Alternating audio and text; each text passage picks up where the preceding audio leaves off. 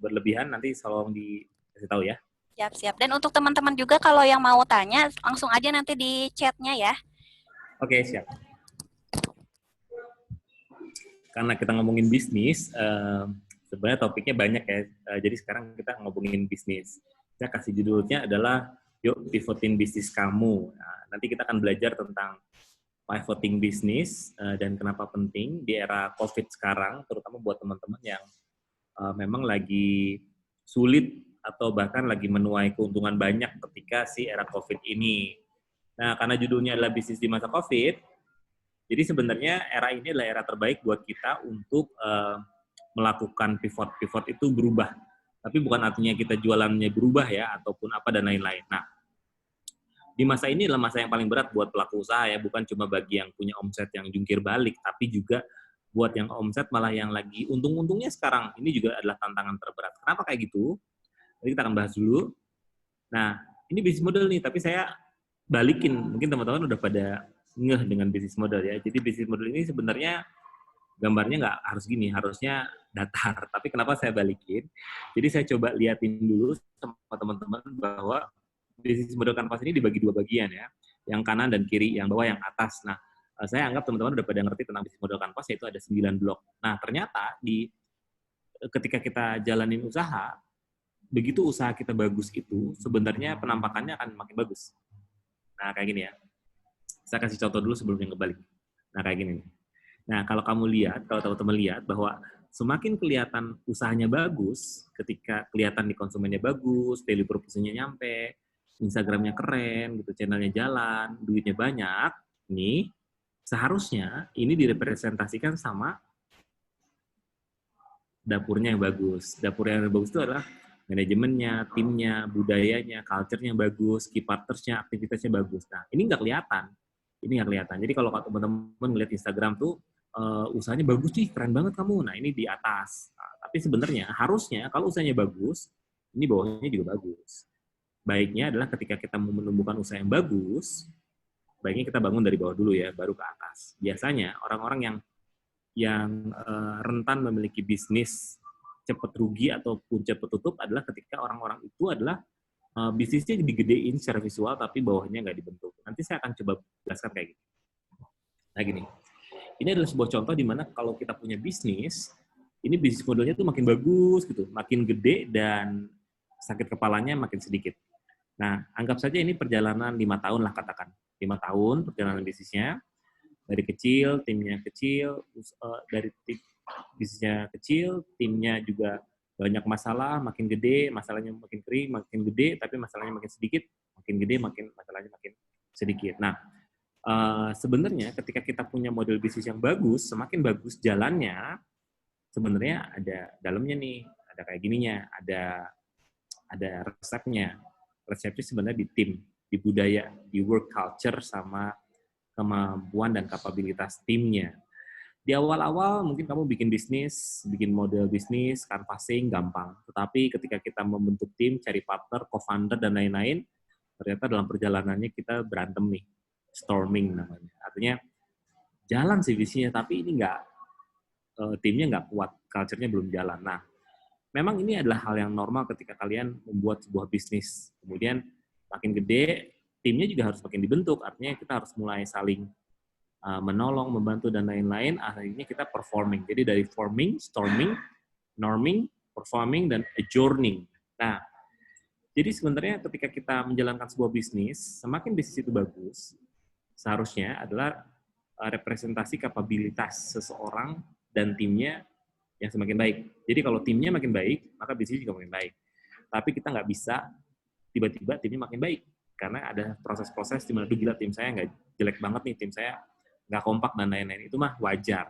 Hanya saja kita harus tetap berproses. Makanya slogan kita adalah jangan lelah berproses. Karena sayang banget ketika kamu udah punya tim bagus, udah sampai fase norming gitu, terus kamu menyerah kemudian balik lagi ke fase sebelumnya forming gitu aja ngulangnya. Jangan sampai ya. Jadi mudah-mudahan dengan jangan lelah berproses ini, prosesnya itu sampai ke bisnis model yang baik sehingga kita harapannya punya puncak gunung es yang tinggi tapi kedalamannya juga bagus gitu ya, kematangan. Nah, Ingat juga bahwa bisnis itu seperti sekarang di era COVID adalah bisnis-bisnis yang model bisnisnya innovation. Saya bagi dua deh ya. Jadi di sebelah kanan bawah ini namanya business model innovations. Yang ke atas itu namanya technology race. Biasanya yang ke atas itu kamu yang pengen punya produk bagus. Nah, itu namanya product innovation. Nah, kalau ke bawah itu, kalau horizontal itu namanya business model innovation. Ya. Jadi kita nggak bisa bikin produk yang cuma produk. Nah, misalnya kamu, Pak, saya punya produk nih, produknya inovatif ya, bisa. Tetapi sekarang itu nggak cukup. Kita harus bikin produk innovation dan juga business model innovations. Nah, sayangnya produk itu kelihatan secara visual, tapi kalau business model itu nggak kelihatan secara visual. Sama seperti ini. Seperti ini. Bisnis modelnya bisa kelihatan utuh, tetapi yang di bawahnya seperti kemampuan tim, culture, dan lain-lain itu belum tentu bisa kelihatan. Ya. Jadi ini menjadi penting buat kita ketika kita kalau mau bikin bisnis yang sustain, apalagi di era COVID ini, maka kita harus fokus di product innovations, tapi juga di model bisnis innovation. Ini jadi penting buat kita. Nah, buat teman-teman yang sekarang di era COVID lagi omsetnya malah naik, kondisi sulit malah membawa banyak berkah buat kamu, walaupun di masa lain itu sulit, maka kita malah maju gitu ya. Nah, ini juga sebenarnya tantangan buat kalian. Yaitu pertama kita harus waspada. Kenapa waspada? Karena yang diwaspadai adalah sebenarnya ketika kita naik di era COVID ini, kita bisa manfaatin momentumnya nggak untuk dijaga keberlanjutannya. Nah, ketika kita punya keuntungan berlimpah, apakah ini juga bisa diinvestasikan buat yang sifatnya memastikan kemajuannya? Enggak gitu. Bisa berlanjut di masa depan? Enggak. Jadi pintu memahami karakter konsumen? Enggak gitu. Nah, nanti kalau punya keuntungan, baiknya kamu investasikan di beberapa hal. Contohnya seperti kamu udah mulai bangun web store yang bagus biar bisa punya data. Karena ini kan bersandar sama marketplace itu susah ya, kayak Lazada, Shopee itu agak susah nangkep karakteristik pelanggannya. Nah, kemudian kalau udah punya uang lebih, jangan lupa untuk investasi salah satunya di web store. Kamu bisa gali lagi data pelanggan, personanya, sebarannya, preferensi, dan perubahan sifat generasinya biar tetap relevan di masa yang akan datang. Nah, buat teman-teman yang memang omsetnya malah naik, jangan lupa untuk menjaga momentumnya, karena keuntungan bisa digunakan untuk membangun, untuk memulai menjaring data, berinvestasi pada pengetahuan di luar teknis produksi, seperti membaca literatur, gimana caranya ngembangin model bisnis yang baik, ini harus dijaga momentum. Nah, buat teman-teman yang jungkir balik sekarang, ya ini memang harus dirasakan ya. Kalau ini prosesnya ada di sini nih.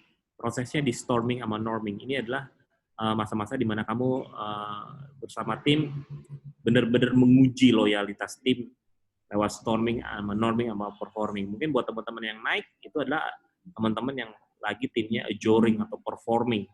Tapi kalau buat teman-teman yang jungkir balik, biasanya teman-teman masih ada di forming, storming, atau norming. Jadi dia tuh ada di jungkir balik. Nah, buat teman-teman yang masih jungkir balik karena fase-fase timnya ada di fase-fase storming, maka baiknya adalah ingat ya, tetap bertahan aja karena masih punya anggota tim yang nggak begitu besar, jadi potensi peluang bertahan itu masih sangat tinggi. Kemudian juga tim itu juga adalah aset, jangan sampai dilepas. Karena jika tidak ada pemasukan, coba minta tim bertugas untuk ngerapin sesuatu, target belajar sesuatu, dan keputusan untuk memberikan tim ini juga memang mungkin banget sih untuk dilakukan, tapi jangan sampai lah kalau menurut saya, karena kalian masih kecil, masih sederhana, sehingga jangan-jangan jual aset atau PHK malah jadi keputusan jangka pendek, tapi yang sebenarnya jadi bumerang jangka panjang. Nah, yang perlu dilakukan adalah memutar sudut pandang. Jadi ketika susah disiasati dengan memutar sudut pandang, maka kalau ada suatu beban, coba balikin lagi sebagai aset yang berpotensi untuk hasilin. Nah, yang terakhir adalah upayanya dialog dengan yang jungkir balik ya. Dialog itu penting karena teman-teman kita masih kecil, masih sedikit jumlahnya, maka kita masih bisa ngajak mereka untuk berdialog untuk diberikan pemahaman. Nah, ini data dari penelitian di Mesir yang cukup relevan dengan Indonesia sebenarnya, karena beberapa yang warna merah inilah bisnis-bisnis yang lagi struggle ya, sementara yang hijau ini bisnis-bisnis yang bisa dilakukan dan menguntungkan. Jadi semakin hijau adalah semakin menguntungkan seharusnya. Nah, ada di mana kamu? Nah, sekarang kalaupun kamu jungkir balik ataupun loncat, ini sebenarnya kita bisa memperbaiki bisnis modelnya. Dan saran saya sebenarnya era COVID ini adalah era yang paling baik buat kamu refleksi sama model bisnisnya biar tetap bertahan. Jadi model bisnis itu ada 9 ya buat yang belum tahu. pertama customer segment, loncat ke value proposition, loncat ke customer relationship, loncat ke channel, kemudian ke activities, resource, partners, cost structure, sama ke revenue stream. Jadi saya bilang tadi, yang sebelah kanan itu yang bisa kelihatan, yang sebelah kiri adalah yang di dapur perusahaan. Nah, sebenarnya ini adalah hal yang paling penting untuk pivoting, memungkinkan muncul ide-ide gila sambil meeting online, cari pivotnya, bisa jadi milestone yang baik di masa depan. Seperti contohnya kayak gini, misalnya kamu bergerak di dunia pariwisata. Di pariwisata itu mungkin lagi berat-beratnya lah ya, berat banget. Kemudian kamu tutup, kemudian kamu pivot jadi jualan kurma misalnya. Itu tuh sah-sah aja. Sah, artinya kamu sementara jualan pivotnya ke kurma, kemudian kamu menawarkan ke beberapa klien kamu yang baru. Nah, nanti pasca COVID-nya beres, sebenarnya si konsumen-konsumen kurma ini yang kamu deketin sebenarnya bisa jadi peluang-peluang baru buat konsumen-konsumen baru untuk kamu meneruskan bisnis pariwisata kamu. Jadi sebenarnya kalaupun pivotnya benar-benar beda gitu, nggak apa-apa. Yang paling penting itu adalah memutar sudut pandangnya agar kita tetap stay positif, biar kita bisa melihat berbagai peluang. Jadi memang ketika COVID ini, growth mindset atau berpikir tumbuh itu menjadi penting ketimbang kita deficit mindset, artinya selalu mengeluh sama keadaan. Jadi kalau kita punya growth mindset, biasanya peluang-peluang itu selalu jadi milestone yang nyambung dan kemudian berhasil. Nah, sekarang yang paling penting sebenarnya yang paling banyak dirasakan teman-teman ketika COVID adalah revenue stream. Revenue stream itu pusing banget, artinya, gimana ya? Duitnya nggak ada gitu, nggak ngasilin. Nah, ini jadi penting. Tapi sebenarnya di era-era biasa pun, jualan itu adalah hal yang paling ditakutin sama orang-orang. Tetapi ini adalah kunci penting sebuah keberhasilan bisnis. Ketika kamu bisa menghasilkan uang, bisa memonetasi kegiatan, artinya kamu berhasil. Jangan sampai kamu hindari kegiatan-kegiatan di mana kita bisa menghasilkan uang, karena itu berlatih kapasitas ya. Jangan cuma sukanya di administrasi, sukanya di media sosial, apa dan lain-lain. Seperti contoh misalnya beberapa teman kami yang suka banget posting Instagram dan followersnya banyak dan engagement-nya tinggi, tapi begitu engagement tinggi tapi nggak ngasilin uang, ya sama aja bohong. Yang paling penting itu adalah revenue stream. Nah, gimana dengan pivot? Penting kan nih pivot? Oh, penting banget. Nih, kayak gini, ini caranya pivot. Pivot itu bukan semata-mata ngasilin produk yang berbeda ya, tetapi sebenarnya kita memperbaiki model bisnis. Jadi ini titik-titik di mana kamu bisa ngebenerin model bisnis dari mulai customer segment, relationship, channel, value proposition, aktivitas, value, structure, dan lain-lain. Saya akan coba bahas satu-satu ya. Nah, ketika kamu pengen tetap relevan di masa COVID, sebenarnya masa inilah masa-masa yang paling penting untuk kamu lalui dengan refleksi.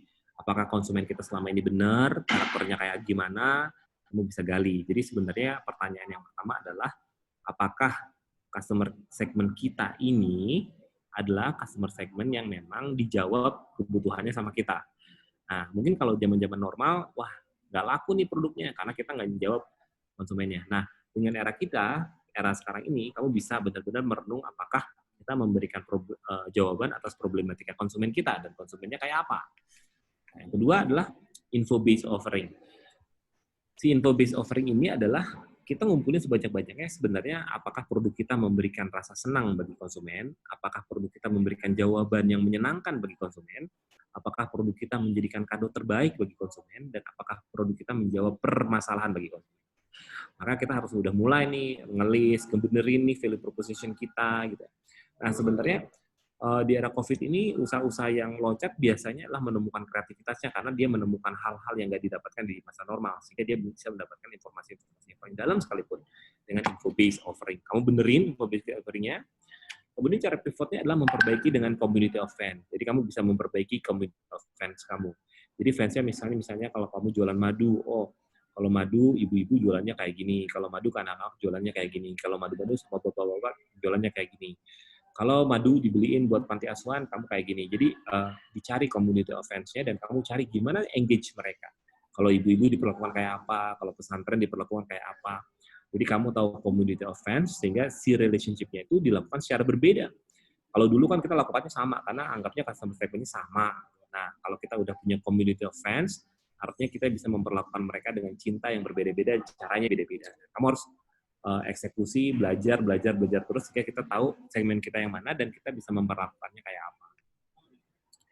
Sementara itu ini digital touch point. Digital touch point itu artinya apalagi sekarang ya era COVID inilah era terbaik buat kamu mengeksplorasi touch point digital mana yang cocok buat konsumen-konsumen kita. Kalau ibu-ibu touch point-nya di mana, kalau mahasiswa touch point-nya di mana, kalau komunitas touch point-nya di mana. Ini istilahnya digital touch point ya, karena setiap orang itu kan punya channelnya masing-masing. Ibu-ibu sukanya WhatsApp, kamu sukanya Line, saya sukanya pakai Telegram misalnya, atau pakai YouTube, apa dan lain-lain. Kamu bisa cari more digital touch point, dipelajari. Atau misalnya nanti yang kelima dan keenam, kita ngebahas tentang activities. Nah, si activities ini sebenarnya di masa COVID ini menjadi menarik. Kenapa? Karena kita jadi lebih banyak ngobrol sama teman-teman kita, walaupun ngobrol via Zoom, via kayak gini kan.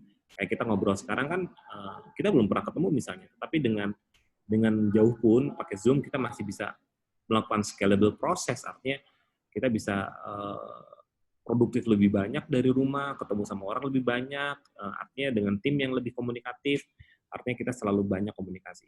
Kalau di masa normal belum tentu kita tuh lebih banyak ngobrol sama anak-anak, karena ketika kita di masa COVID, ketika kita koordinasi sama tim di rumah masing-masing, artinya yang paling penting itu komunikasi kan.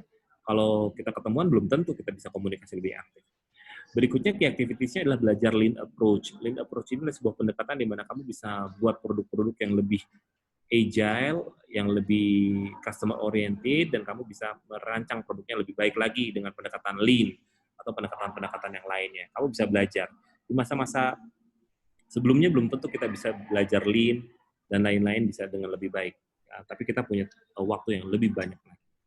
Yang ketujuh adalah tentang algoritma. Algoritma itu adalah algoritma to the core itu artinya kita bisa menghitung aktivitas kita bisa menghitung kebutuhan sumber daya kita bisa menghitung kekayaan partner kita seperti apa, kemudian apakah sumber daya kita cukup, aktivitas kita benar, apakah partnership kita bisa bagus atau enggak. Nah, itu tuh seringkali lupa.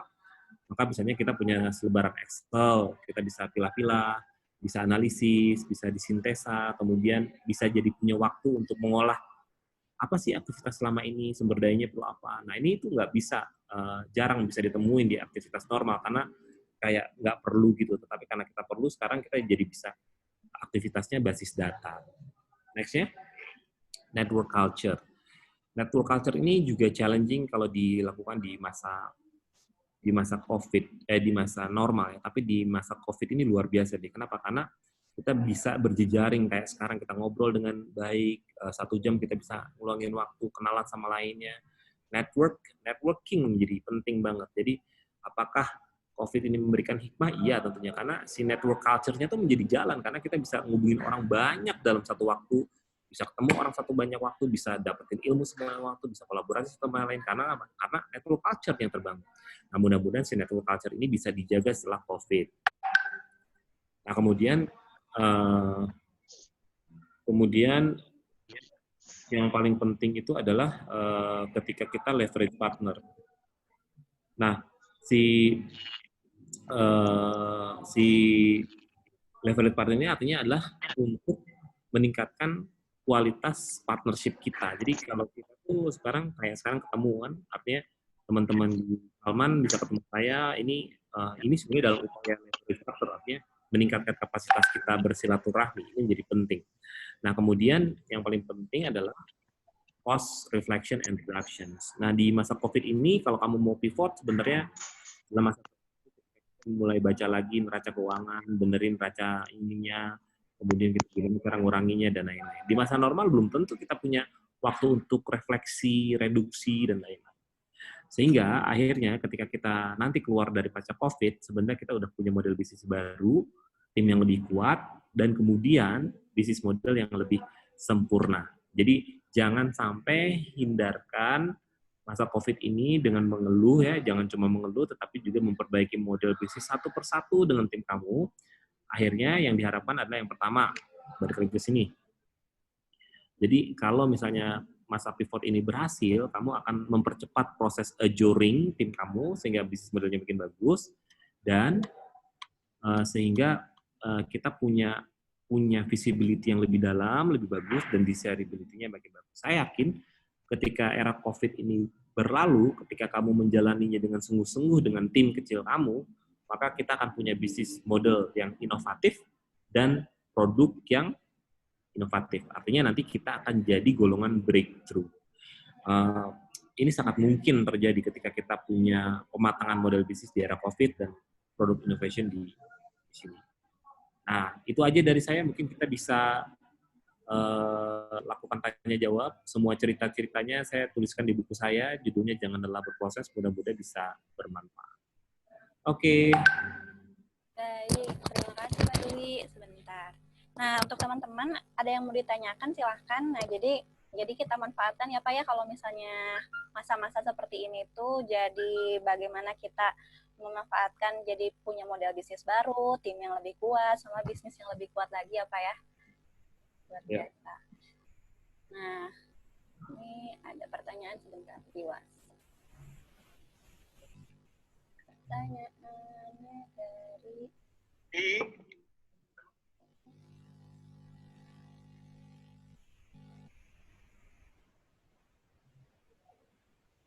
ada Pak satu. Said Aku Abdullah Sadad, domisili Padang. Gini, saya mau usaha nih Pak, tapi masih bingung mau bikin usaha apa dan bidang apa bagusnya. Kalau di luar dari pangsa pasar agak sulit juga untuk diterka-terka Pak. Gitu sih, itu pertanyaannya. Kalau kamu baru mau mulai. Iya, baru mau mulai. Kamu mulai aja berjualan. Berbagai macam produk, kamu coba mana yang paling enak, yang paling kamu sukai. Jadi karena memang kalau berusaha itu bermulai dari fase pertama, yaitu fase beraksi. Jadi kita beraksi dulu, yang penting mau jualan dulu, jadi reseller, nanti dalam perjalanannya kita akan menemukan sebuah keterampilan baru ya. Biasanya kita mulai beraksi, yang kedua kita mulai bisa menilai atau valuing. Nanti kalau udah bisa valuing, nanti kita bisa nyari momentum. Nanti kalau udah bisa momentum, kamu bisa berkelanjutan, memastikan keberlanjutannya. Jadi saran saya kalau kamu belum pernah mulai, lakukan saja dulu beraksi. Beraksi itu kalau mau jualan, kamu jadi reseller. Kalau kamu mau bikin cookies misalnya kayak gini, teman-teman kita bikin cookies, ya kamu bikin aja. Yang paling penting terukur, jangan terlalu banyak-banyak. Misalnya kamu berlatih dulu, misalnya kamu perlu uang 1 bulan 1 juta, maka kamu akan berlatih menjual mulainya dari 1 juta dulu per bulan. Jadi kamu bisa breakdown dulu tuh, 1 juta dibagi 30. Jadi berapa tuh 1 juta dibagi 30? 30 ribu ya? 30 ribu per hari misalnya, 30 ribu sehari. Nah, kamu kira-kira sanggup nggak mengumpulkan uang 30 ribu sehari? Kira-kira kalau anak muda sekarang sih sanggup ya. Tapi yang paling challenging itu sih istiqomahnya. Mau nggak 30 ribu, 30 ribu, 30 ribu, 30 ribu, 30 ribu sehari? Memang kalau dilihat 30 ribunya mudah ya, tetapi yang challenging di anak muda sekarang tuh kesabaran sama istiqomah. Jadi kalau kamu pengen punya bisnisnya, saya sarankan diaksi dulu, cari gimana caranya, nanti kamu akan menemukan momentum lain, yaitu value. Value itu memberi nilai tambah, kemudian kamu cari momentum, nanti kamu akan menemukan bisnis yang kamu akan pilih. Jadi kalau belum bisa, kamu lakukan dengan proses beraksi. Beraksi dulu aja ya Pak ya, cobain dulu jualan. Nah, ada lagi nih Pak pertanyaan dari Eka Hilayati di sini. Bagaimana untuk mempertajam kemampuan pemasaran kita di masa sulit ini? Ada kelas kok. Nah, itu dulu satu. Ya, kalau kamu mau mempertajam kemampuan kamu lebih banyak lagi ngobrol sama konsumen kamu. Nah, konsumen itu harus diajak ngobrol, karena itu namanya mengenal persona, mengenal customer segment. Kamu harus tahu sudut pandang konsumen kamu. Kalau kamu mau, coba kamu cek di Google ada namanya persona canvas atau empathy map. Jadi kamu berempati map. Empathy map itu kamu tahu tentang apa yang dia sukai, apa yang dia nggak suka, cara pandang dia kayak gimana, cara ngomong dia kayak apa, dia ngedengarnya kayak apa, permasalahan dia apa, gitu ya, kemudian dan lain-lain. Jadi yang paling penting, kalau kamu pengen, kamu harus lebih banyak ngobrol sama konsumen kamu dan kamu melatih empati. Nah, kalau kita berempati, biasanya kita jadi tahu kebutuhan dia, artinya semakin jago kita berempati, biasanya jualannya makin laku. Jadi sebenarnya kalau kamu mau laku, jualan, kamu harus berempati, jadi kamu tahu apa sebenarnya yang dibutuhin sama si konsumen kamu. Gitu. baik. Jadi harus banyak latih empati ya, banyak ngobrol sama konsumen dan kayak riset gitu ya Pak ya? Kayak riset, tapi empati ya. Empati riset.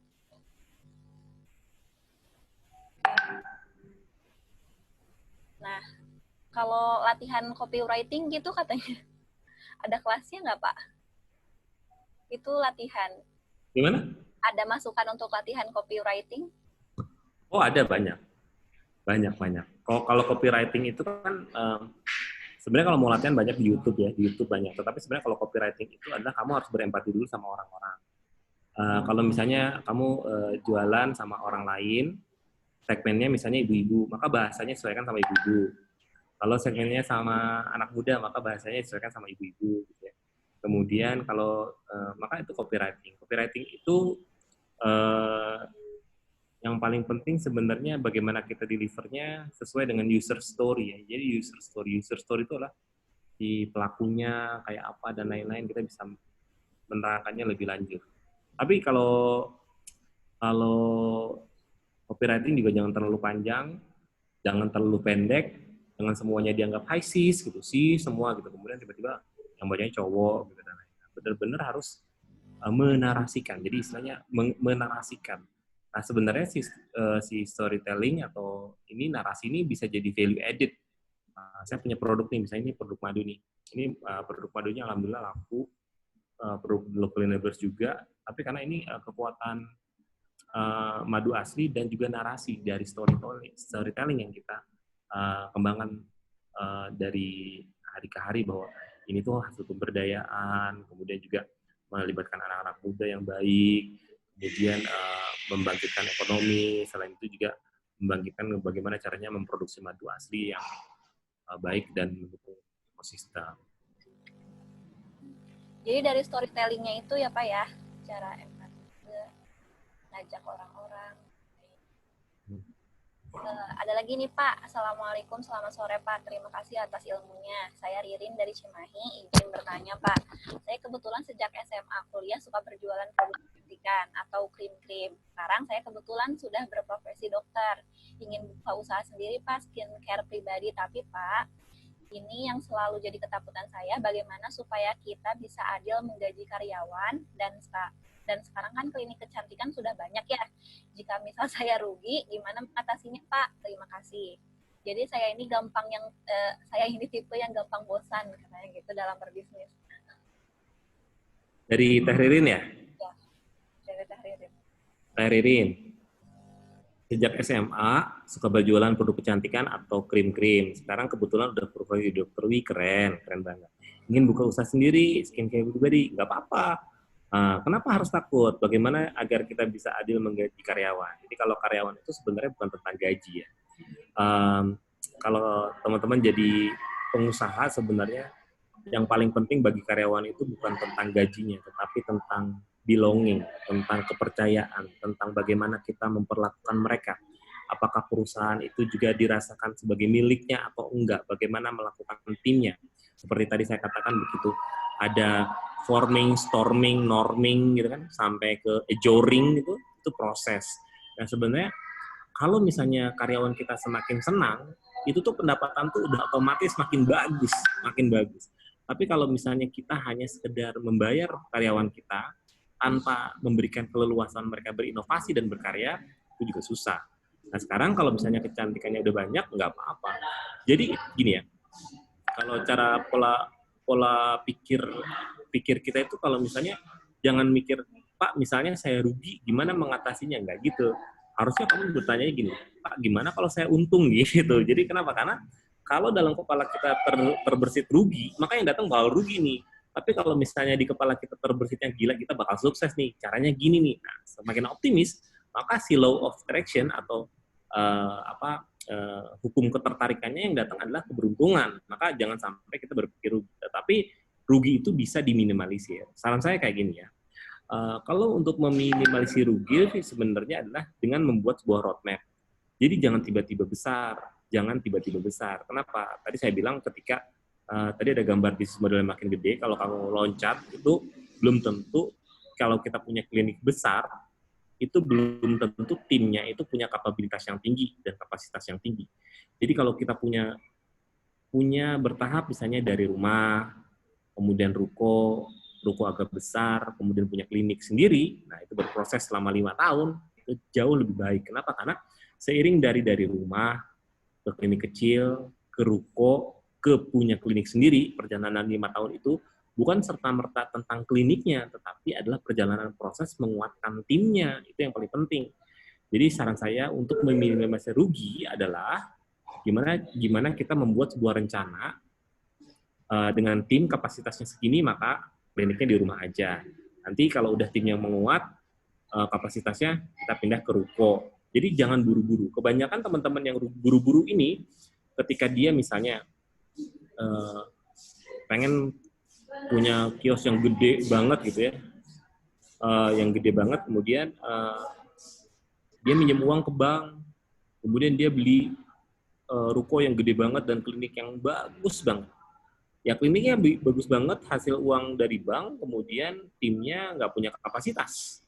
Artinya kliniknya bagus, tapi timnya nggak punya kapasitas, dia nggak bisa jualan. Artinya dia rugi. Jadi artinya dia terjebak riba akhirnya. Saran saya, berproseslah, bertumbuhlah dengan tahapan-tahapan yang benar, sehingga kamu nggak akan rugi. Dan jangan sampai bosen, karena bosen itu bisa diatasi dengan caranya mencari golden circle. Golden circle itu mencari why-nya, purpose, kenapa kita harus bisnis. Kalau kecantikan, niatkanlah untuk kebaikan, bahwa kecantikan itu akan memberikan manfaat lebih banyak lagi karena seseorang akan menjadi percaya diri, gitu misalnya. Sehingga dia akan membawa manfaat bagi masyarakatnya. Jangan gampang bosen, menurut saya, karena kalau gampang bosen itu dijawabnya dengan cari purpose aja. Kenapa kita mendirikan klinik ini?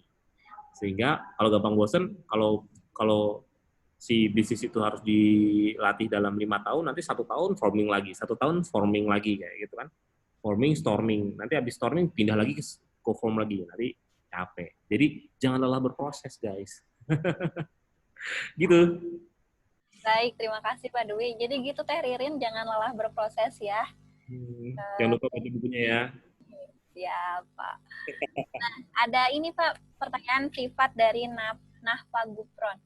Kalau usahanya kafe dan tempat nongkrong nih Pak, gimana caranya ningkatin omsetnya? Mau pindah usaha pemasukan stabil, mohon solusinya. Mau pindah usaha dan pemasukan stabil, mohon solusinya. Jadi dia usahanya ini kafe atau tempat nongkrong gitu. Dari siapa? Dari Nahpa Gupron. Kafe. Kafe itu sekarang lagi terhantam ya dengan baik, dengan luar biasa lah. Jadi kalau kafe, sambil kamu nunggu pasca COVID, coba kamu bikin menu-menu yang sesuai dengan pelanggan kamu. Jadi sebenarnya bisa bikin frozen food misalnya ya, frozen food, terus kamu cobain jualin, kemudian kamu minta feedbacknya.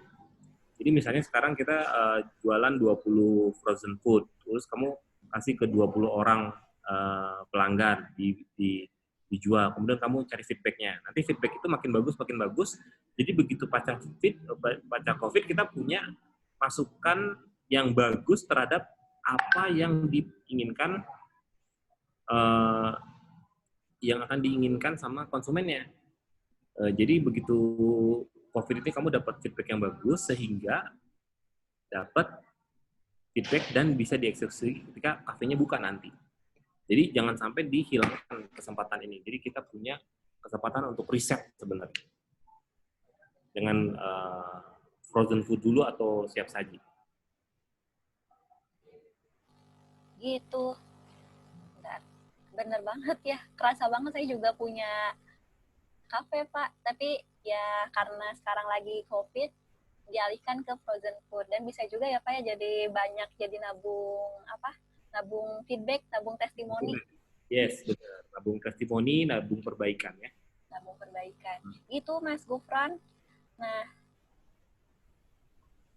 oke, ini terima kasih atas ilmunya katanya gitu. Nah, lanjut ada pertanyaan lagi Pak dari Teh Vivi dari Banjarmasin. Saya Vivi dari Banjarmasin, Pak. Sebelum merantau ke Banjarmasin, saya sudah buka usaha kuliner di Jakarta. Udah jalan setahun. Nah, sekarang mau coba ekspansi di Banjarmasin. Menurut Bapak, mending jualan online atau beli kontainer buat jualan stay di tempat ya?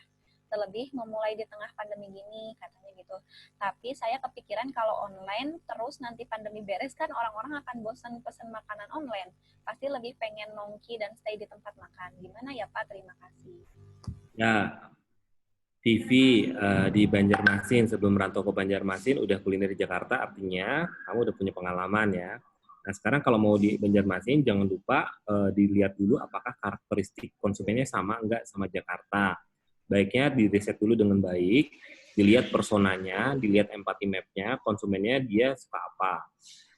Baiknya sebenarnya kamu bawa dulu makanan yang dari Jakarta itu ke Banjarmasin, terus di testing dulu sama beberapa sampel dan gimana menurut mereka. Cari rujukan-rujukan atau cari orang-orang yang bisa berkata jujur sama produknya ya. Kemudian kita bisa gitu.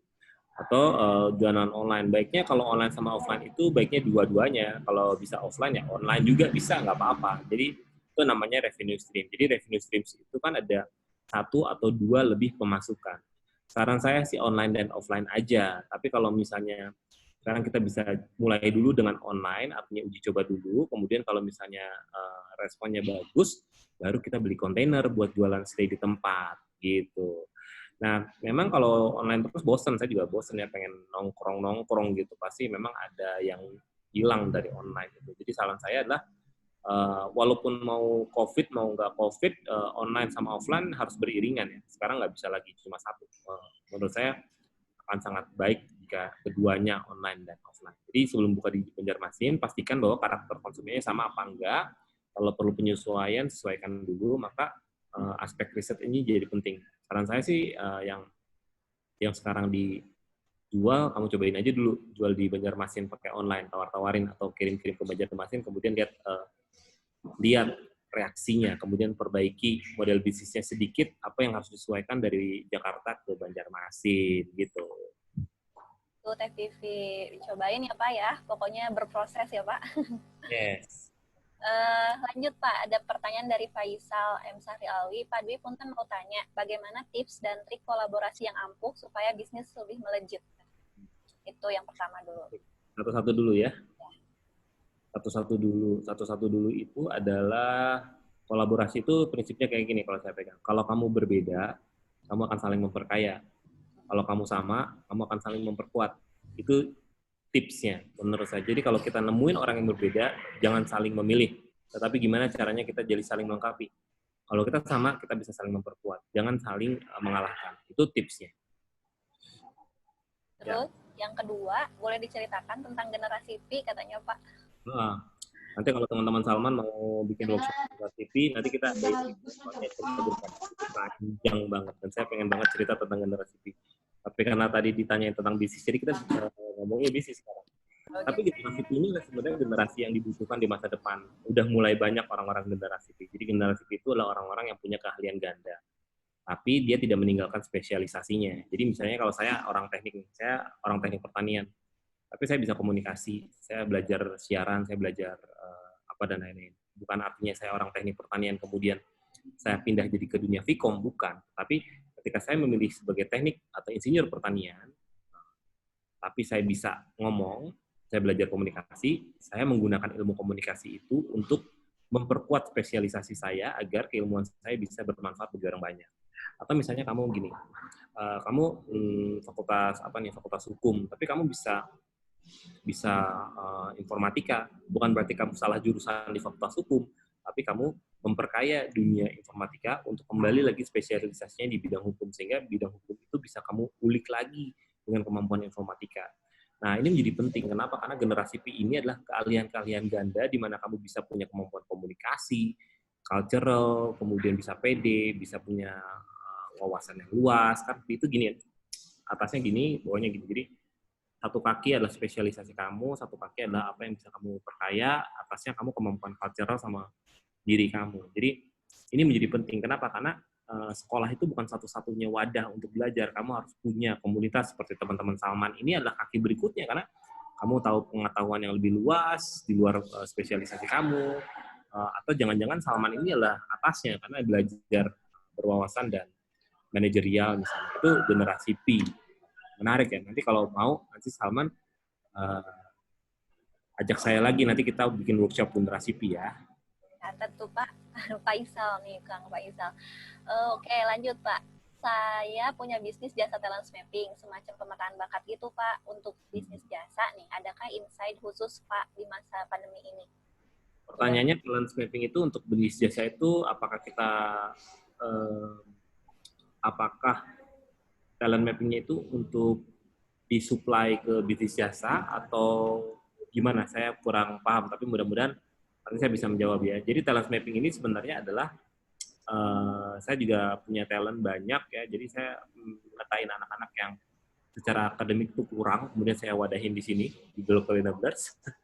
Tapi Local Enablers ini adalah anak-anak yang kreativitasnya luar biasa dan dia pengen punya bermanfaat, tapi secara akademik kurang diwadahi sama pendidikan formal karena pendidikan formal terlalu konvensional. Kemudian kita petakan lagi si kemampuannya dari kemampuan berpikir, sikap kerja, sama sosio-emosional. Jadi ternyata orang-orang itu ada yang pinter tapi sosio-emosionalnya jelek, ada yang sosio-emosional jelek tapi dia nggak bisa kerja, itu banyak. Jadi kita talentnya tuh di mapping gitu. Jadi misalnya kalau kamu kerja, sikap kerjanya bagus tetapi akademiknya kurang, maka yang ditambah itu kemampuan akademik.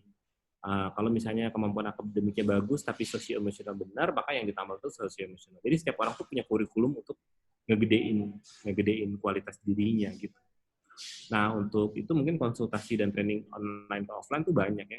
Kayak gini kita mulai. Tapi memang sebenarnya kalau online ke offline itu bisa juga, tetapi karena kalau talent mapping itu saya rasa si offline itu jadi lebih penting juga. Kenapa? Karena kita bisa komunikasi langsung sama si beneficiaries. Jadi kalau mau online boleh, tetapi sangat terbatas. Tapi kalau offline sebenarnya kita bisa lebih bereksplorasi lagi karena kita bisa berinteraksi. Karena kan ini harus banyak interaksi ya, apalagi ngomongin tentang manusia. Apalagi kita coaching, mentoring tuh penting untuk punya personal touch sama si konsumennya. Next. Nah, kira-kira dari Pak Dwi nih ada nggak Pak bentuk narasi storytelling pada produk jasa atau enggak ya? Benchmarking untuk bisnis barang dan jasa. Banyak ya, banyak banget. Tapi saya bukan ahlinya. Tapi saya bisa kasih kontaknya kalau mau belajar, nanti saya kasih kontaknya ya.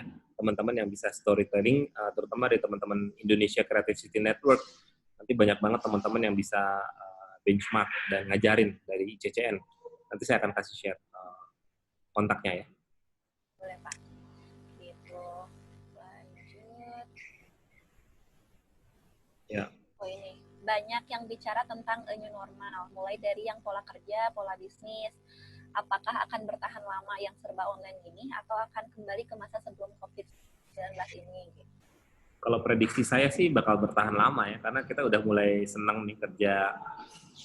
Ternyata kita bisa kerja kayak gini, gitu, ngobrol kayak gini ternyata bisa. Kayaknya akan bertahan lama, dan kayaknya ini adalah perubahan era yang benar-benar fundamental bagi perubahan baru. Kalau kita ngomongin dulu era disruptif masih ngawang-ngawang. Nah sekarang udah di depan mata nih, udah jalan. Jadi kayaknya si era COVID ini meninggalkan bukan luka sih, malah hikmah yang baru. Jadi bakal serba online, iya, tetapi artinya juga ini akan membuat kita semakin lebih baik. Tapi nggak semuanya bisa online ya. Kayak teman-teman yang memproduksi kue-kue ini nggak bisa online, masa kerjanya online. Tapi secara manajerial kita bisa online. Nah, jadi buat teman-teman yang ngerasa salah jurusan, nggak ada salah jurusan menurut saya. Saya juga dulu ngerasa salah jurusan. Tapi ternyata ketika kita ngerasa salah jurusan, karena kita tuh belum melangkah pada sesi hidup berikutnya aja. Jadi begitu saya lulus di S3, saya ngerasa bahwa wah saya bener nih ngambil S1 dulu karena kita belum lihat big picture-nya aja. Jadi kalau kamu ngerasa salah jurusan, coba kamu lengkapi kaki lainnya di komunitas, di Salman, di mana-mana, biar kita nggak ngerasa, karena kita bisa melengkapi jadi P-sheet. Next. Di banyak lagi. Mantap. Ini dari Melinda dari Bandung, izin bertanya Pak Dwi, untuk kita yang pemula dan ingin berkembang usahanya, baiknya tahapan yang dilalui setelah menjadi reseller itu bagaimana Pak? Yang menjadi rencana jangka panjang dan agar kita progresif. Apa mulai memikirkan untuk produksi, produksi produk sendiri, melihat banyak rekan yang cepat berkembang kadang suka jadi terburu-buru katanya. Untuk jadi dari pemula, terus dia jadi reseller, terus kemana Pak gitu. Oke. Jadi tadi pertanyaannya Melinda ya? Ya. Melinda ini pertama kita jangan banding-bandingin sama orang lain ya, karena kita punya jalan kita sendiri. Maksudnya kalau orang cepat berkembang ya gak apa-apa, kita juga belajar dari mereka, tetapi jangan sampai ukurannya jadi sama. Santai, berproses aja.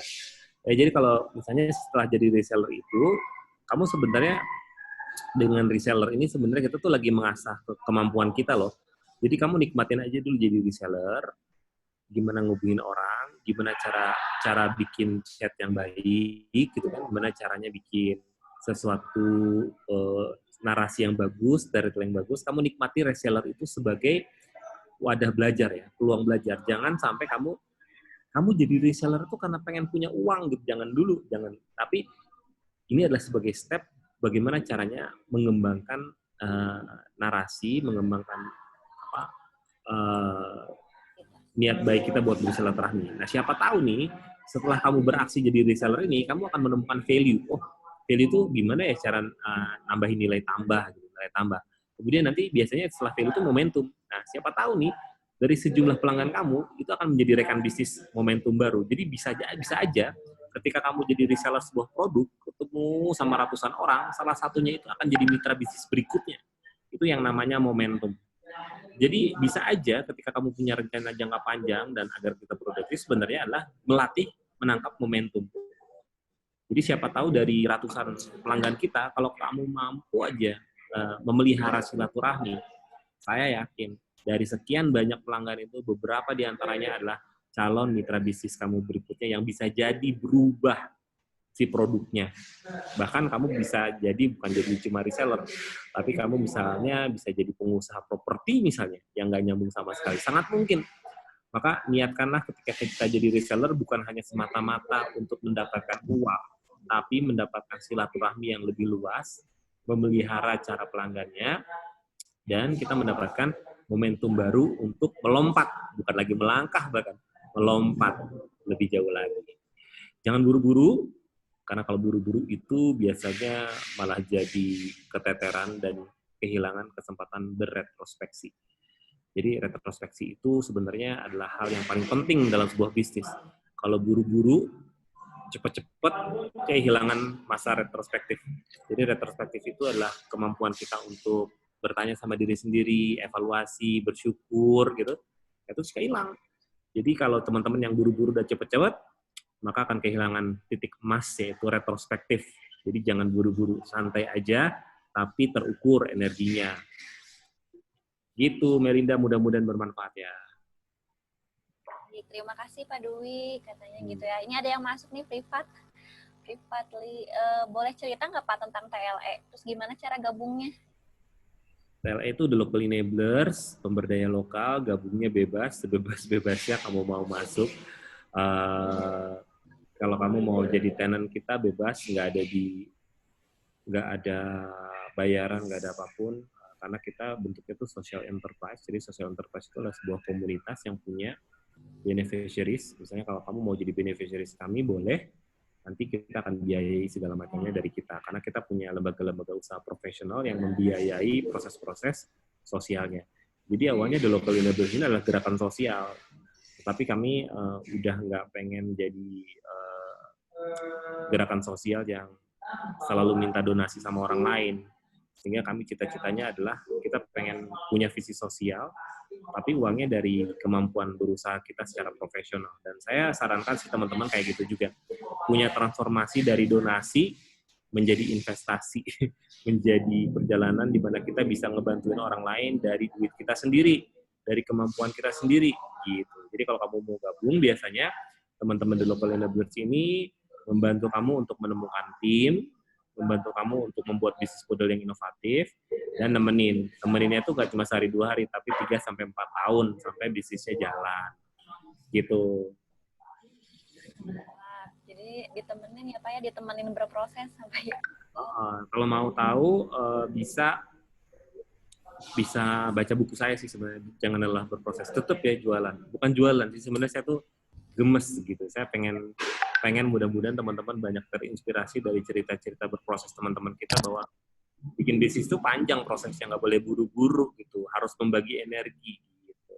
Betul. Bisa di follow juga ya Pak ya di Instagramnya. Bisa di follow saya juga di Indra Purnomo. Tetap. Ya bisa di follow juga IG-nya Pak Dwi teman-teman. Kalau saya udah follow. Pak, saya Bisa di follow back ya. Ya, udah di follow back juga, makasih loh Pak.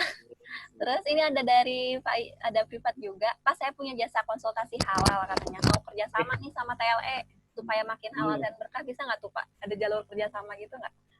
Saya auditor halal loh. Oh gitu. Karena S3 saya bidang halal bisnis. Boleh, dengan senang hati. Dengan senang hati. Bisa banget nanti kita DM-DM-an apa yang bisa kita lakukan bareng-bareng. Oke. Nah itu nanti DM-DM-an.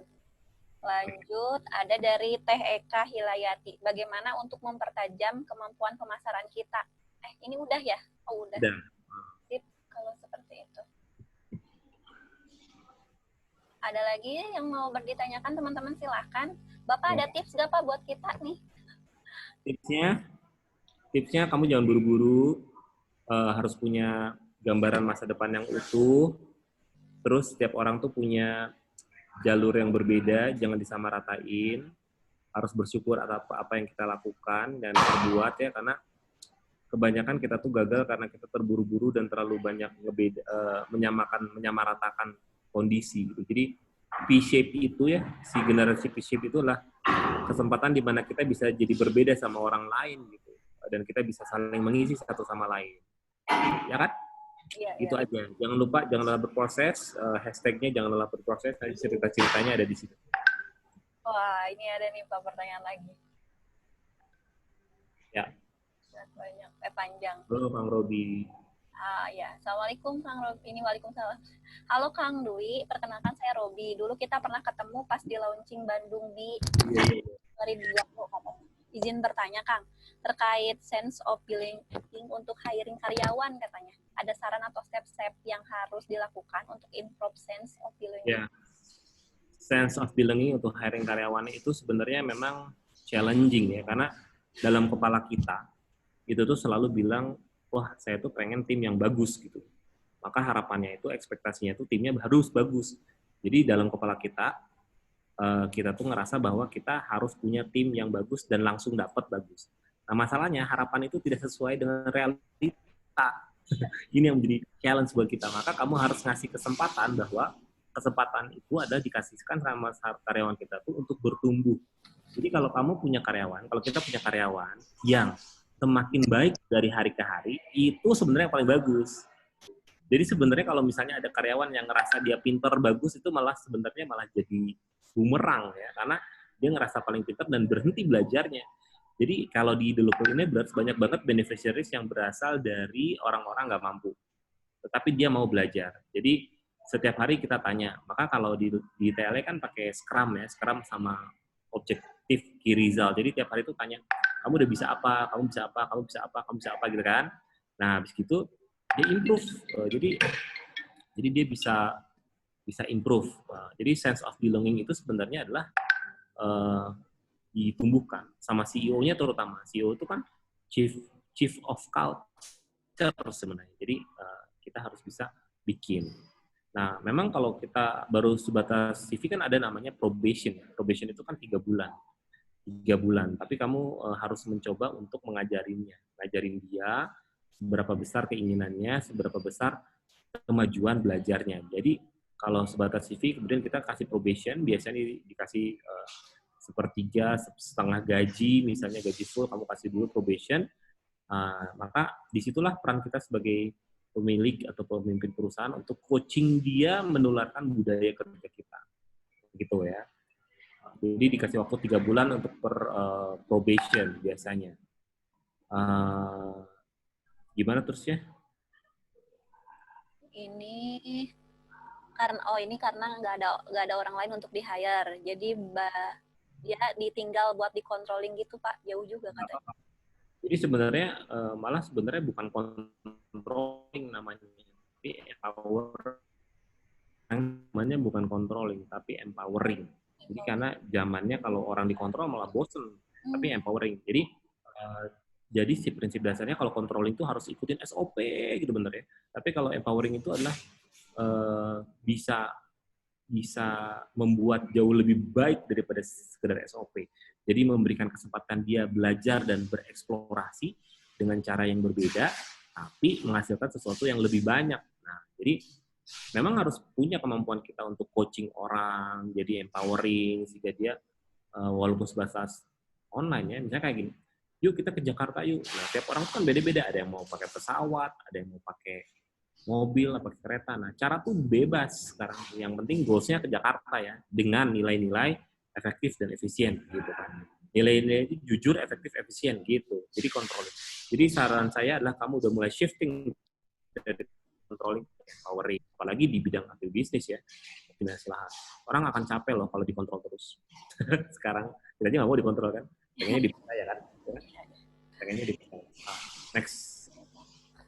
Oke, pendapat Kang Dwi terkait kondisi Nah, pendapat Kang Dwi terkait kondisi resesi yang udah mulai di depan. Beberapa negara udah declare resesi karena makroekonomi pasti akan sangat berdampak pada UMKM dan startup-startup. Minta insight-nya, Kang. Gitu. Insight-nya, resesi itu selalu ngambil ada hikmahnya.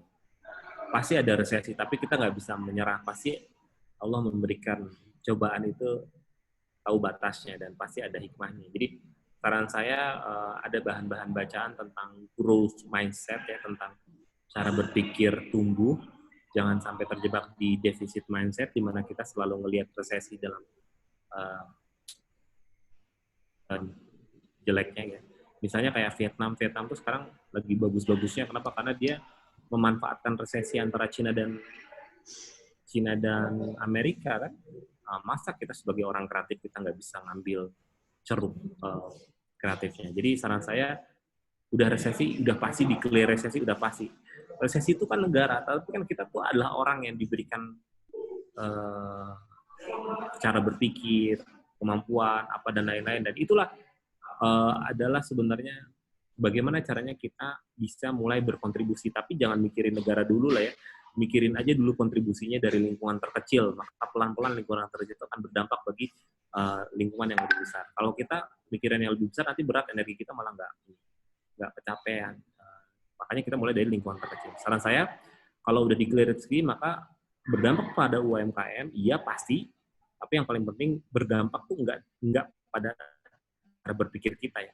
Maka cara berpikir kita harus tetap optimis. Maka optimis itu yang akan mengalihkan law of attraction bahwa kita bisa gitu. Selama kita bisa optimis, maka selalu ada jalan. Tapi kalau kita udah mulai resesi dan menyerah, ya nggak akan pernah ada.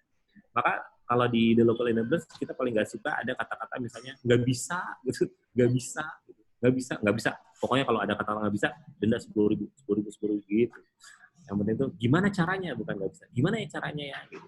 Nah, sebenarnya untuk menumbuhkan optimis itu ada dua. Yang pertama, kita mencoba untuk menganalisis seberapa banyak sumber daya kita. Semakin banyak orang sebenarnya kalau dilihat malah jadi aset makin bagus dan ditarik garis waktu sehingga keinginan itu tidak dibebankan pada waktu yang dekat aja, tetapi garis waktunya panjang gitu.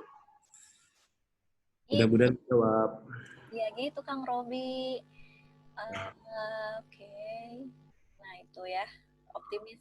Pak, tadi kan kita bicara tentang jangan lelah berproses, kemudian jangan buru-buru. Apa sih Pak parameter untuk tidak buru-buru itu gitu? Parameter gak buru-burunya tuh apa? Khawatir, ini katanya khawatir udah memang berproses, tapi ternyata masih jadi buru-buru. Parameternya itu adalah ketika kamu membuat sebuah roadmap. Misalnya, saya selalu ngajak anak-anak untuk bikin sebuah roadmap dalam kurun waktu. Nah, setiap orang itu beda-beda. Ada yang optimis, ada yang nggak bisa disamain. Boleh, misalnya kalau saya pengen dapat uang 10 juta, kamu bisa berapa lama waktunya? Oh, saya 2 bulan, Pak. Saya 5 bulan, Pak. 12 bulan, Pak. Terserah. Kalau kita ditantang, mau dapat 10 juta berapa? Dalam 2 bulan, 3 bulan, atau 10 bulan? Nah, tiap orang tuh bebas menentukannya. Yang penting itu tiap orang menentukannya waktunya. Misalnya, saya menentukan 8 bulan aja deh, 10 juta. Artinya, kamu dibagi 4 lah. Kalau dalam metode OKR, Objective Key Result, itu kita selalu membaginya 4. 4 Q1, quarter 1, quarter 2, 3, dan 4. 1, 2, 3, 4. Nah, kita mulailah berlatih dari situ. Jadi mulai quarter 1, 2 bulan pertama saya dapetin 2,5 juta. 2 bulan kedua 2,5 juta. Jadi dapat 10 juta. Jadi ukurannya itu balik lagi sama diri kita sendiri. Tapi jangan sampai kita menyamaratakan ukuran kita sama orang lain. Maka kita harus pasti menentukan goals kita di mana dan optimis. Fokusnya tuh pada goals kita ya, bukan pada keberhasilan orang lain. Fokusnya tuh goal sama kita, bukan sama orang lain udah bisa nih gitu. Nanti kita malah capek mikirin orang lain. Jadi goals-nya pada kita. Jadi ukurannya sangat subjektif sama diri kita sendiri. Jadi seberapa optimis kita. Jadi seberapa optimis itu kalau makin bagus makin pendek. Tapi nanti kalau kamu mencoba akan makin pendek. Memang challenge-nya adalah ketika kita mau istiqomah enggak. Nah itu istiqomah sebenarnya yang paling challenging di antara kita. Gitu ya mudah-mudahan jawabnya. Istiqomah, Kang, katanya gitu. Ya, jadi dari roadmap-nya. Terus ini lagi dari Kang Robi lagi. Gimana caranya, Kang, bersikap adil untuk ngasih kesempatan dan melakukan SOP yang udah dibuat untuk mengarahkan ringan? Ya, bersikap adil untuk mengarahkan itu sebenarnya juga bersikap adil bahwa orang yang kita pekerjakan itu juga belum bisa, belum pinter kayak kita untuk melakukan hal yang sama. Maka bersikap adil itu adalah memberikan kesempatan dia untuk belajar terus-menerus sehingga dia memiliki kesempatan belajar dan memiliki kapabilitas yang sama-sama kita. Yang bersikap gak adil adalah ketika dia baru bekerja, kemudian kita mengharapkan dia langsung bisa. Itu yang gak adil. Yang adil itu bukan tentang belajarnya apa dan lain-lain atau gajinya, tetapi yang adil itu memperlakukan dia sesuai dengan perkembangan dia. Nah, udah otomatis nanti kamu kasih reward, maka kasih haknya ketika dia achieve something. Itu sikap adilnya ya. Karena SOP-nya udah ada, tapi belum tentu dia sempurna kan. Makanya sebulan udah mulailah 25% dari SOP, bulan depannya 50%, akhirnya nanti bulan keempat dia 100%, dia bisa banget. Itu sangat mungkin. Baik. Sabar dan jangan lelah berproses juga ya ngajarin orang. Ya. Oke, Pak Robi, ada lagi nih dari Nadia Atika, katanya perkenalkan. Terus pertanyaannya adalah, saya ingin bertanya mengenai expansion case study-nya. Oh, mau ekspansi dari usaha homemade, skala rumahan, ke skala industri. Tadi kan sarannya pelan-pelan dan hitung energinya. Kira-kira bagaimana cara mengukurnya? Adakah saran bacaan untuk mempelajarinya? Dia dari homemade ke industri. Ulangi tadi dari Nadia ya? Iya. Mau ekspansi usaha dari homemade ke skala rumahan ke industri. Tadi kan ada sarannya pelan-pelan. Gimana caranya? Sekarang ini memang ada ilmunya sih. Kalau perjalanan saya sebenarnya kalau pengalaman saya dari homemade ke skala industri itu mungkin waktunya 4 sampai 5 tahun. 4 sampai 5 tahun. Kenapa 4 sampai 5 tahun? Mungkin uangnya ada nih. Mungkin uangnya ada. Tapi kapasitas kita berpikir, mengelola tim, manajerial, itu belum tentu ada.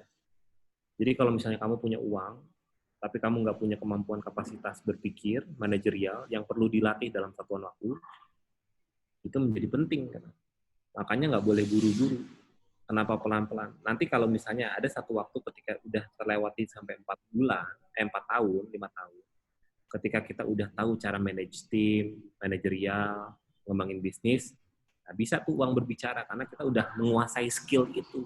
Yang paling susah itu sebenarnya menguasai skillnya. Jadi saran saya misalnya kalau kamu suka, saya punya beberapa teman-teman yang mendirikan usahanya, misalnya tahun ini dari gerobak, tahun depan kios, tahun depan rumah, tahun depannya lagi ruko, tahun depannya lagi ekspansi. Nah itu berproses kayak gitu. Tapi ketika kita dari gerobak, terus kayaknya rame gitu, kemudian tiba-tiba bikin waralaba yang banyak gitu, kemudian dia nggak bertahan sama 2 tahun. Kenapa? Karena kekuatan kapasitas berpikir dan manajerial kita belum kebangun. Jadi saran saya adalah kuatkan dulu si kapasitas berpikir, manajerialnya, kenapa kita harus bertahap itu. Gitu ya. Jadi bukan karena tiba-tiba ke skala industri. Mudah-mudahan bisa nyampe skala industri. Dan udah pasti bisa nyampe skala industri sebenarnya jika kita itu berproses dengan baik.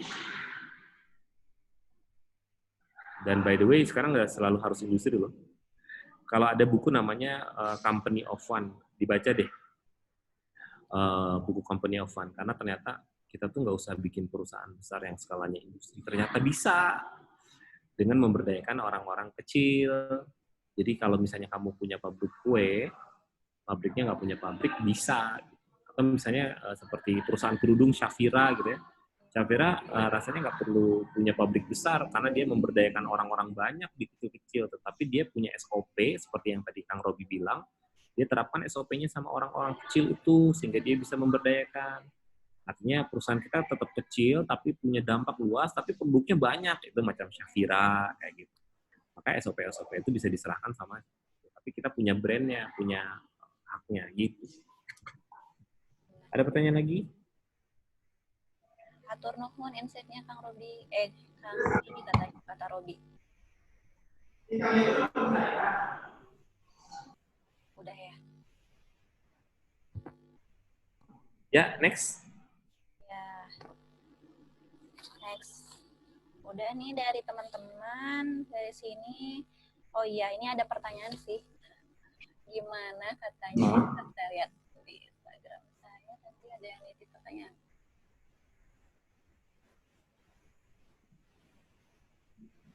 Oh, kalau cara berhubungan dengan klien katanya Pak. Bagaimana cara terbaik menangani klien yang menunda bayaran tagihan tuh Pak? Nah, ini juga sebenarnya kalau misalnya kita maksa dia bayar, nanti energi kita habis juga. Tapi kalau ini menemukan baru pertama kali, 2 kali, kamu anggap aja belajar melatih kesabaran. Jadi nggak bisa langsung ditagih gitu, tapi sebenarnya ini adalah gimana caranya kamu memaintain diri ya. Kalau saya juga misalnya, yang paling susah tuh belajar ikhlas sih sebenarnya. Yang paling susah tuh belajar ikhlas.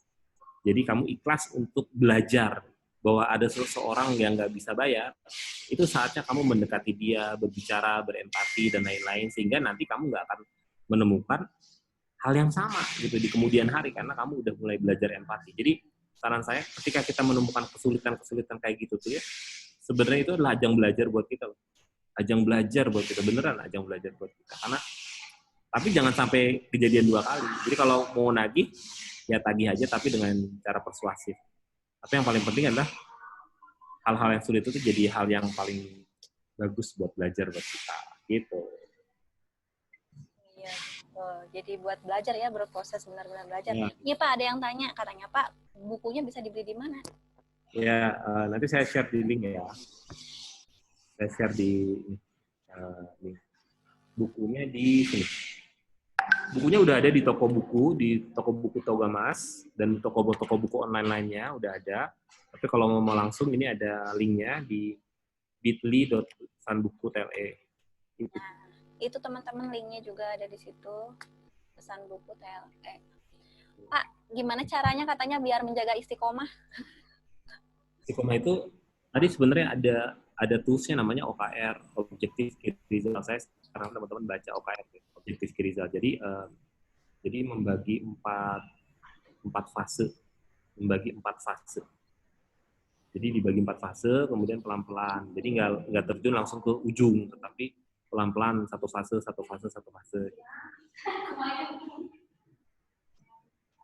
Jadi ada 4 fase ya Pak ya? Terus yang paling penting sih punya teman.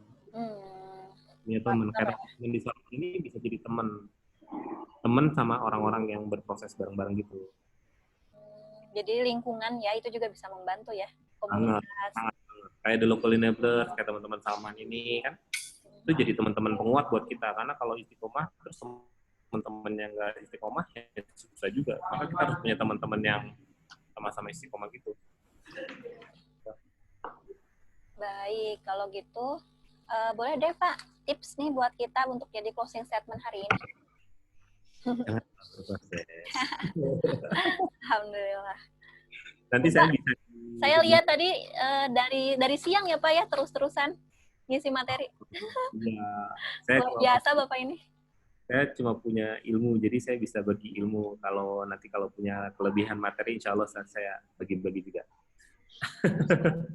Punya waktu, punya kelebihan ilmu, ya kita bisa manfaatkan itu buat kebaikan.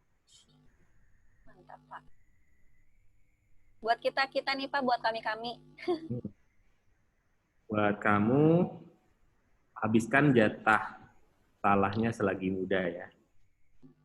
Habiskan jatah salahnya selagi muda. Jadi kita bisa lebih kuat. Jadi sebenarnya kalau salah itu adalah lesson learn yang paling bagus. Jadi jangan takut berbuat salah. Yang penting jangan salah berulang-ulang pada hal yang sama. Itu aja. Baik. Baik teman-teman, kita bersiap-siap ya berproses menghabiskan jatah salah nih dihabisin. Yes. Bapak ajakan dong Pak buat kita, buat teman-teman di sini buat donasi FanEye. Oh ya, jangan lupa ya, kita udah dapat apa? Udah dapat ilmu banyak, biar ilmunya lebih berkah dan punya banyak bermanfaatan buat kita. Ini programnya didukung juga bareng-bareng karena akan didonasikan kemana? Ke rekening rumah Amal Salman. Ya, Rumah Amal Salman. Saya kenal Rumah Amal Salman itu luar biasa ya, karena kan pergerakannya punya manfaat sangat banyak. Yuk, bareng-bareng ke Rumah Amal Salman. Baik, terima kasih ya. Untuk teman-teman yang mau donasi, boleh donasi. Jangan lupa pakai kode unik juga ya. Pak, kita foto bersama dulu ya Pak, sebelum ditutup. Boleh teman-teman dinyalakan dulu videonya, kita sesi silaturahim. Ya. Mana. Mana nih. Ya, makasih. Kang Faisal, makasih ya. Faiz, Zulfati, Mbak Nadia, Ivan, makasih. Makasih Pak Dwi sudah bersedia hadir. Makasih banyak. Senang banget, nanti mudah-mudahan kita bisa bahas topik-topik lain ya. Iya, generasi Pi, Pak. Mau. Coba dijadwalin aja ya. Nanti abis Lebaran mungkin kita bisa workshop generasi Pi ya. Ya. Ada workshopnya. Sip. Oke, siap ya teman-teman ya. Di saya ada 2 layar. 1, 2, 3. 1 lagi. Replay. Mama. Oke. 1 lagi. 1, 2, 3. Sip. Iya. Baik, terima kasih Pak Dwi atas ilmunya hari ini. Semoga berkah dan jadi acuan kita juga nih, yang lagi sedang belajar, yang sedang berproses. Terima kasih banyak Pak Dwi. Ya, sama-sama. Makasih ya. Iya. Semoga Pak Dwi juga dikasih kesehatan, juga banyak banyak lagi nanti muridnya. Banyak ya loh. Nah, untuk teman-teman ini juga ada polling nih yang mau diisi. Boleh Pak Dwi kalau misalnya mau meninggalkan juga. Terima kasih banyak. Udah. Ya, untuk teman-teman ini ada polling nih yang harus diisi. Terima kasih. Terbaik kepuasan nih. Silakan diisi dulu.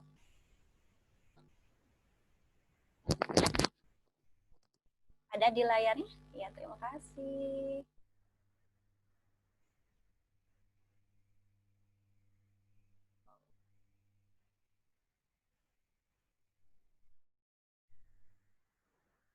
Ya, baik untuk teman-teman yang hadir hari ini, terima kasih banyak sudah menemani saya belajar.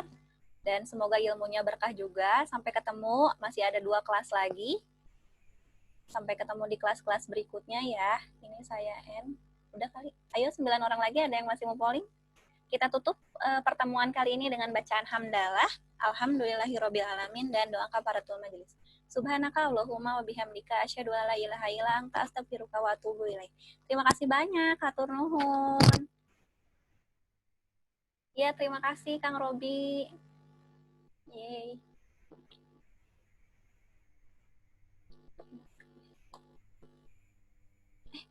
Oh. Ini paste dulu. Paste sama.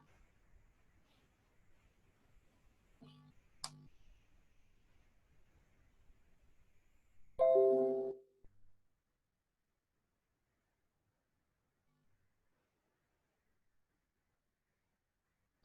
udah nggak ada. Udah.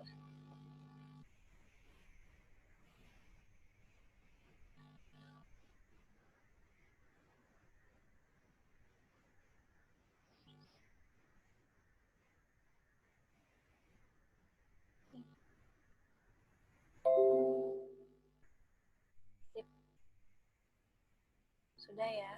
Saya end dulu.